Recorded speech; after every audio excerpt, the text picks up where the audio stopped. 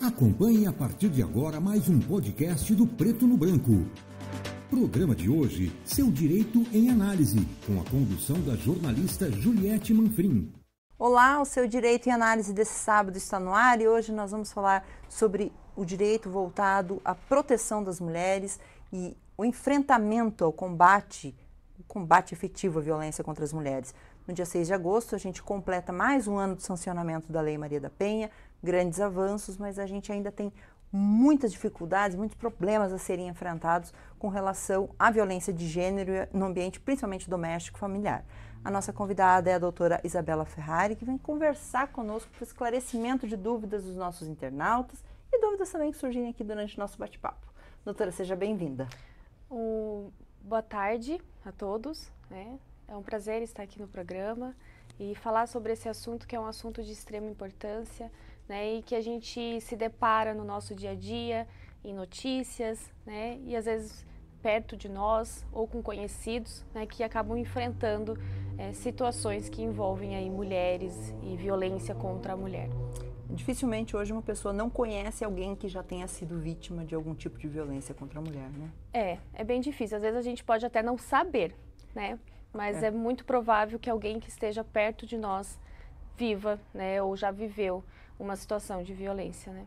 Exatamente. Doutora, chegaram alguns questionamentos, são questionamentos que, como a gente conversava antes nos bastidores, alguns se enquadram à Lei Maria da Penha, outros não. Isso. Mas, de certa forma, eles estão todos ligados à violência contra a mulher em algum nível, né? Então, a gente gostaria de abrir já o nosso bate-papo, a nossa conversa, de uma pessoa que diz o seguinte, que o meu companheiro é extremamente agressivo comigo, com os meus 2 filhos, né, quando ele está embriagado, quando ele faz uso de bebida alcoólica. As agressões nunca são físicas, elas são verbais. E ela gostaria de saber como é que ela deve proceder para uma eventual denúncia, como é que ela prova uma situação como essa? Primeiro, Ju, eu vou fazer um panorama sobre a Lei Maria da Penha. Ótimo. Né? É muito importante, quando a gente fala da Lei Maria da Penha, que a gente entenda que a lei ela é voltada para mulheres vítimas de violência doméstica, ou seja, violência que ocorre dentro do seu ambiente onde você mora. Né? E ela pode ser ocasionada por qualquer tipo de pessoa que você tenha um afeto. Né? Então, um pai, um companheiro, namorado, né? Um ficante. Então, tem que ter essa relação de afeto, de proximidade, né? Para que se configure a Lei Maria da Penha. Na situação, né, dessa mulher, numa situação de violência verbal, que muitas vezes implica na violência psicológica, né, a gente sempre alerta essas mulheres para que no momento da denúncia, ela pode fazer a denúncia sem provas, né, e vai haver uma investigação. Mas como é muito mais difícil de se provar uma violência verbal, uma violência psicológica, a gente sempre fala para essa mulher tentar coletar o máximo de provas possível. Né? Então, às vezes, uma gravação, né, um áudio, né, às vezes alguma testemunha que já presenciou o fato. Né? É importante que ela tenha isso em mãos, para que haja uma concretude maior da situação dela. Né? E que seja mais fácil de dar seguimento naquela denúncia.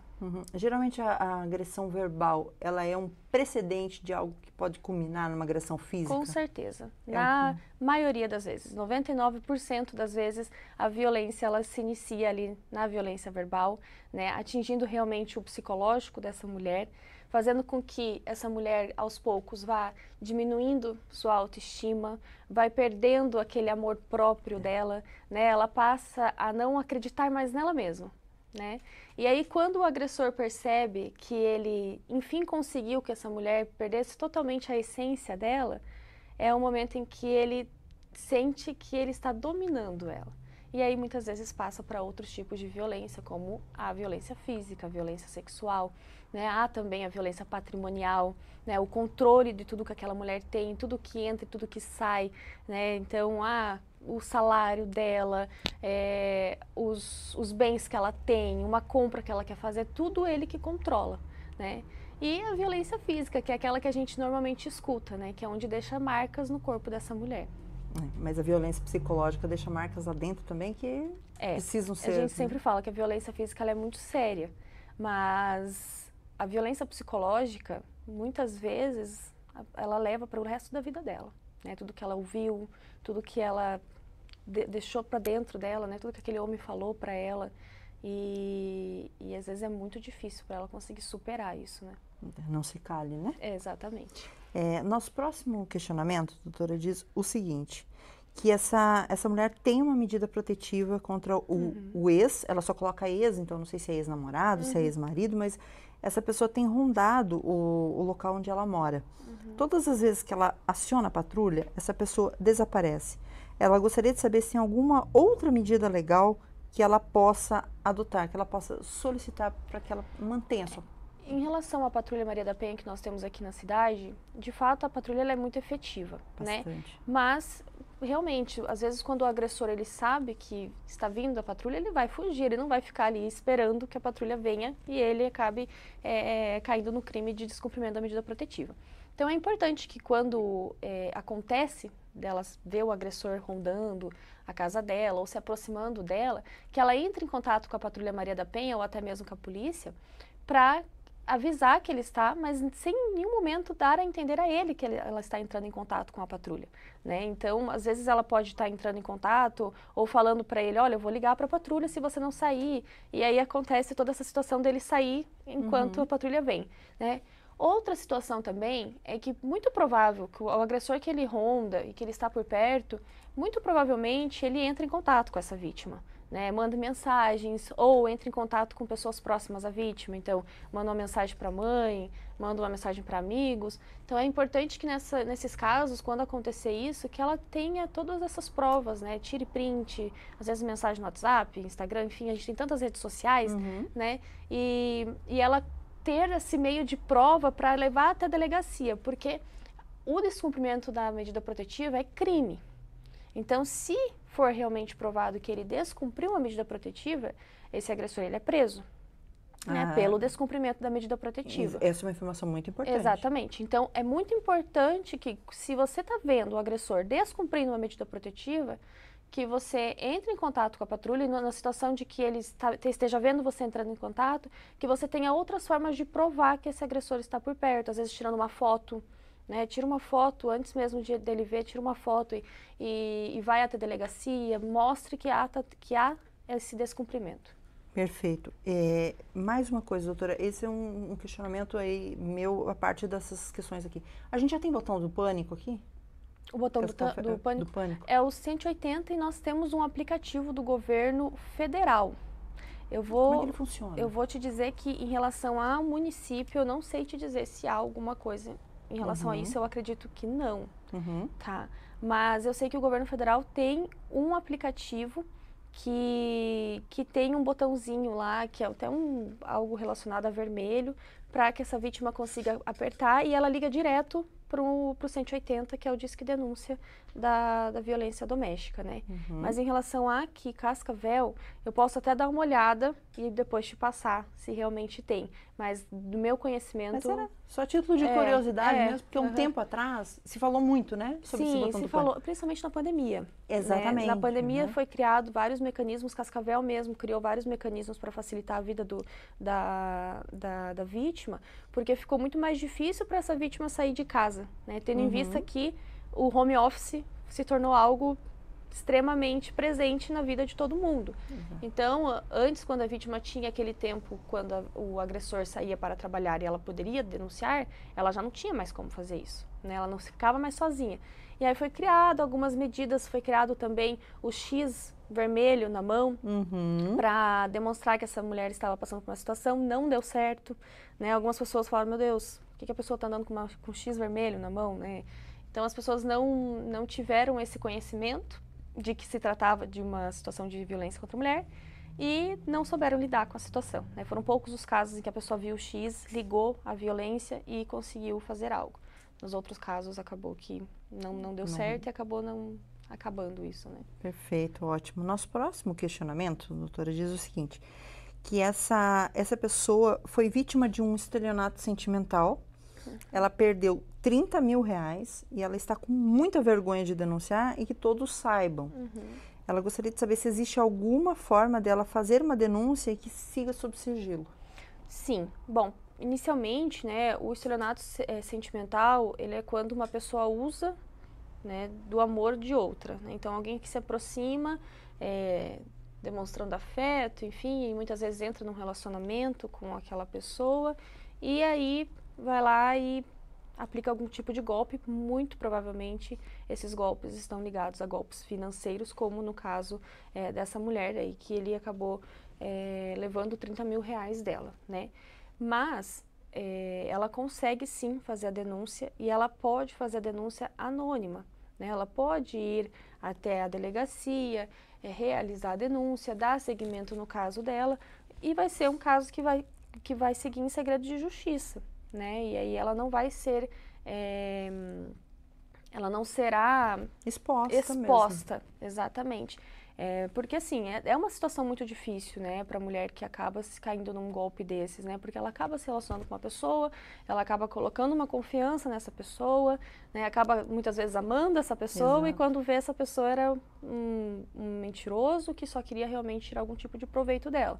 Então é uma situação que essa mulher, ela com certeza sente um tipo de vergonha, mas o que eu digo é, denuncie, né, dê seguimento ao caso, porque com certeza ele aplicará golpes em outras mulheres. E aí é com a denúncia que a gente consegue cortar esse ciclo aí, né? É importante, nesse caso, ter um aconselhamento, um acompanhamento jurídico, um advogado? Sim, nesses casos, não só é importante, como também é obrigatório que haja um acompanhamento, né, de advogados. Uhum. Uhum. Então, é importante que ela vá fazer a denúncia e depois, para ter o acompanhamento mesmo jurídico, né, e entendendo o que vai acontecer nesse processo, né, quais vão ser os próximos passos. Então, é um processo aí que pode levar tempo, como também pode ser muito rápido, vai depender muito da situação. Então, é muito importante que tenha uma assistência jurídica. E tem crescido muito, né, esse tipo de caso? Muito, né? Demais. É algo, assim, que a gente não ouvia falar e que, de um tempo para cá, virou um boom, assim, muitos casos relacionados a isso. E não tem idade. As vítimas são desde mulheres jovens até mulheres mais idosas, que também acabam caindo nesse tipo de golpe. E às vezes com um nível de esclarecimento excelente. Com também, certeza. Né? Então... ele acaba sendo algo assim, o golpista, né, ele acaba usando de um jogo de sedução, né, um jogo de atração, e ele entra na vida dessa mulher e a mulher nem percebe que ela está entrando dentro de um relacionamento que seria um relacionamento uma farsa, né, mas... Realmente. Isso se enquadra na Lei Maria da Penha também? Não. Isso não. E lógico, se houver, né, uma briga dentro da casa, uma situação de violência dentro da casa, aí sim a gente pode dizer em Maria da Penha. Né? No caso onde a pessoa já entra naquela relação, mesmo sem conhecer essa mulher, com o fim, o objetivo final dele em aplicar aquele golpe, aí não entra a questão da Lei Maria da Penha. É só um estelionato como um crime caracterizado como um crime comum, digamos Exatamente. assim. E ela pode levar isso para a esfera civil também? Pode, né? Ela pode tentar uma indenização, né? Porque há sem dúvida, há um dano, né? Um dano moral, enfim, psicológico para essa mulher que muitas vezes tem um afeto por esse homem, que muitas vezes tem acabou se apaixonando por essa pessoa e aí caiu naquele golpe. Então, com certeza, ela pode também procurar a esfera civil para reaver os valores, né? E também para pedir, quem sabe, uma indenização. É importante também para prevenir próximas vítimas, para que ele não faça outras vítimas, né? E a pessoa se precaver também, né? Então, não deixe de denunciar. Exatamente. O nosso próximo questionamento, doutora, diz o seguinte, que essa pessoa, ela, mesmo num relacionamento estável, ela não diz se ela está num relacionamento estável, mas ela diz o seguinte, a dúvida dela é a seguinte, se mesmo num relacionamento estável e considerado já, a pessoa está vivendo junto, se é considerado abuso ou estupro quando o companheiro tenta forçar ou força uma relação sexual? Sim. É caracterizado o crime de estupro em qualquer situação. Não importa a situação em que essa mulher esteja, se é uma pessoa que ela não conhece, se é uma pessoa que ela conhece, se é uma pessoa que ela está ficando, se ela está namorando, se ela está casada com essa pessoa.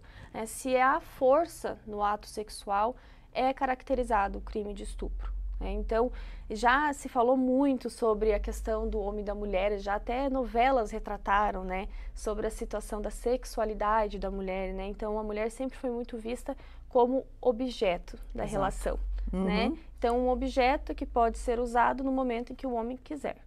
Hoje em dia, nós estamos conseguindo, e eu digo que nesse sentido, acho que a gente até já avançou bastante na questão dentro do casamento, né? Da própria mulher não se ver como objeto, porque, acima de tudo, nós nos víamos como objeto, né? Nós nos víamos como que pertencentes àquele homem. Então, hoje isso já mudou, né? A gente já vê mulheres tendo mais capacidade de lidar com situações dentro do casamento, né? Então, a questão da relação sexual, né, do ato sexual, tem que ser algo que os dois queiram, né? Se um dos dois não querem, já entra no crime de estupro, e não só em relação à mulher, ao homem também, né? Então, para que seja algo que os dois queiram, né, é necessário que haja o consenso de ambos, né? Senão entra no estupro. Importante destacar também existe uma caracterização de estupro contra o homem. Se Exatamente, ele não quer, sim. Porque acontece, né? A gente vê também situações de mulheres que acabam querendo forçar uma situação ali, de uma relação, e que o homem não quer. Então, também entra numa situação de estupro. Lógico, no âmbito da Lei Maria da Penha, quando a gente fala da Lei Maria da Penha, também entra na violência sexual isso, né? E aí também pode recair dentro da lei, no caso do homem contra a mulher. Então, quando o homem obriga uma relação com essa mulher, uma violência sexual, aí entra também na lei e ele vai ser punido de acordo com a Maria da Penha. Perfeito. Nosso próximo questionamento, doutora, diz o seguinte: é uma situação bastante delicada porque envolve uma menina adolescente. Ela diz assim: minha filha adolescente está sendo perseguida por um colega também adolescente na escola. Outro dia ele invadiu o banheiro da escola e tentou passar a mão nela. Essa mãe gostaria de saber, além da escola, para quem que ela deve denunciar por se tratar de um adolescente? Lógico, ela pode entrar, fazer a denúncia na própria delegacia, né, fazer um boletim de ocorrência, alegando todos os fatos, o que está acontecendo. Né? Numa situação em que a gente está falando sobre um menor de 18 anos, não será punido pelo Código Penal, né? Então, tudo que acontece antes dos 18 anos, então qualquer jovem antes dos 18 anos, quem regula isso é o ECA, que é o Estatuto da Criança e do Adolescente, né? E de acordo com o ECA, quando um adolescente ele comete algum tipo de crime, a responsabilidade dele não vai ser uma responsabilidade punitiva no sentido de ele ser preso, né? No sentido dele, enfim, cumprir pena. Numa situação dessa, esse adolescente ele vai cumprir alguma medida socioeducativa, né? Se for visto que esse menino tem às vezes, diagnosticado com uma situação psicológica, ele pode ser internado ou ele pode ser encaminhado para uma clínica de psicologia para ter um acompanhamento com uma psicóloga. Mas, normalmente, nesses casos em que há crimes cometidos por menores de 18 anos, são medidas socioeducativas, né? Então, às vezes, fazer algo na rua, né? A gente vê para ajudar a limpeza das ruas, enfim, situações como essas, né? Essa denúncia ela é feita direto na 15ª SDP ou tem alguma delegacia específica? Tem a 15ª SDP, né? E nós também temos a delegacia que é relacionada à criança e adolescente. Eles podem fazer tanto em uma quanto na outra. Ela precisa de provas para isso ou a princípio o depoimento dela, provas físicas? A princípio o depoimento dela é o suficiente, mas lógico, né? Seria muito bom ter provas para dar seguimento na denúncia. Então, ter testemunhas, com certeza outras pessoas já viram, né? Às vezes outros alunos já presenciaram, né? E também a própria vítima, né? A menina que está sendo violentada, é importante que ela também fale. A gente sabe que é uma situação muito complicada, uma situação muito delicada, né? Às vezes é uma menina que está se descobrindo ainda como mulher, né? Ela é só uma criança, uma adolescente. Exatamente. Então, ela tem que aprender a lidar com uma situação antes do tempo, né? Sem saber exatamente o que está acontecendo com ela. Então, é muito importante que haja essa rede de apoio de pessoas ao redor dela e que seja feita realmente a denúncia, né? Para que acabe ou diminua essas situações de violência dentro das escolas, porque a gente escuta muito, né, falar sobre questões assim de alunos contra próprios alunos, né? Uma tristeza, né? Uma lástima, uma situação como essa.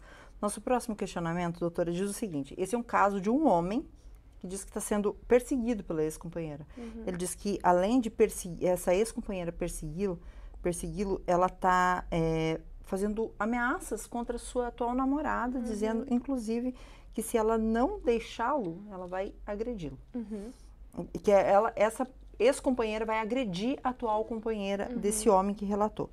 Ele gostaria de saber se ele também pode pedir uma medida protetiva contra a sua ex-companheira. Numa situação dessas, também é necessário que seja feita a denúncia, né, registrar um boletim de ocorrência, explicar o que está acontecendo. Então, explicar que essa mulher está perseguindo a atual companheira dele, ameaçando, né? E na questão da medida protetiva, é possível que se consiga uma medida protetiva em relação à companheira atual dele, né? Então, estabelecer... Para ela. Estabelecer. Por quê? Porque a lei, como eu comentei antes, né? A Lei Maria da Penha, ela é específica para mulheres, né? E, assim, a gente não ouve dizer que houve uma decisão em que ela se aplicou a homem, né? Então, ela é para mulheres. Medida protetiva está dentro da Lei Maria da Penha. Logo, também são para mulheres. Numa situação dessa, onde há uma relação, né, não é uma relação de afeto entre as duas, mas há uma relação muito próxima em que uma está com ciúmes, né, do fato do ex-companheiro ter outra mulher. Numa situação dessa, é possível que haja medidas protetivas para essa companheira. Lógico, é uma situação que vai para o judiciário, né, então você vai entrar com o boletim de ocorrência, fazer a denúncia, né, então vai ser aberto um processo. E aí cabe ao juiz decidir, né? E ele pode, como pode também achar que não cabe medida protetiva.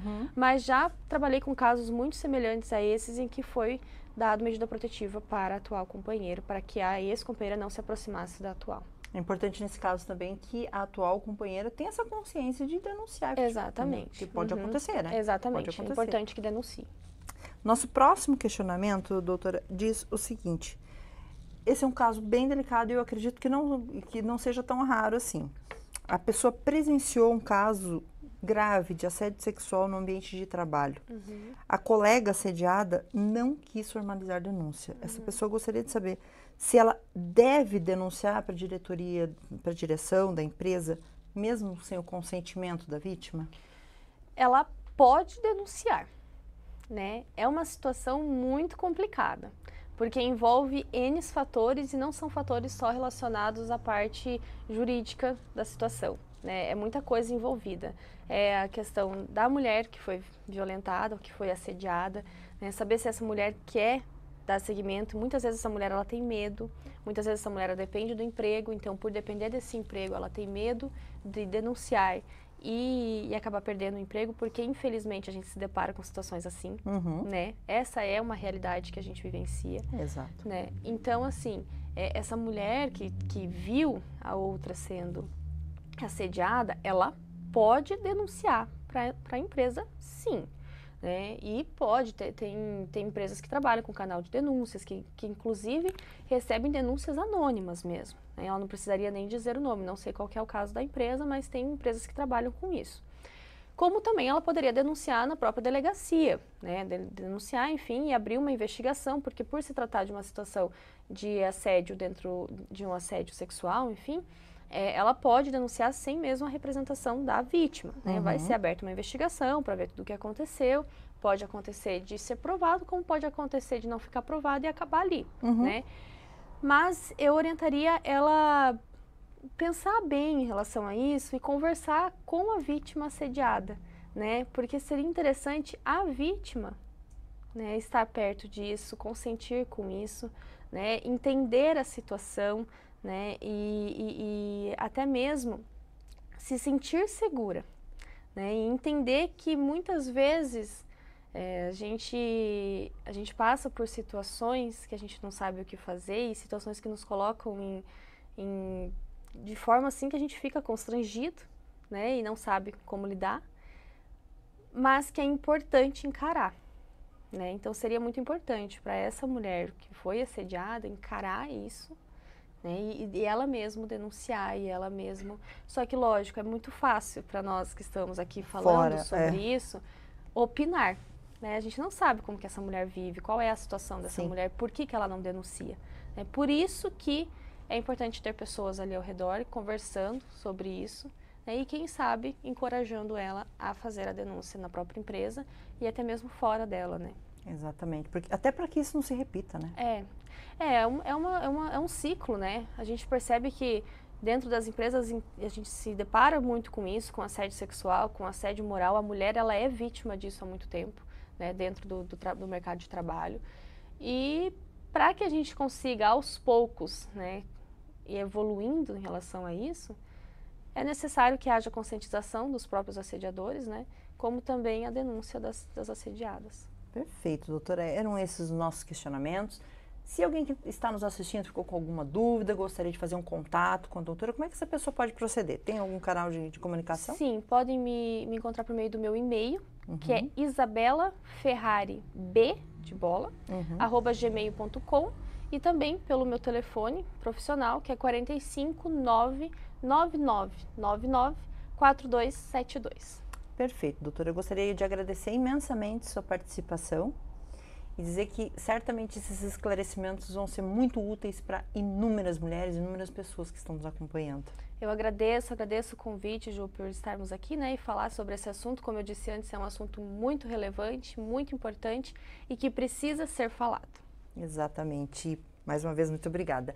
Para você que nos acompanhou em Seu Direito em Análise desse sábado, nós voltamos no próximo sábado com mais um tema em debate na área do direito. Até lá. Tchau.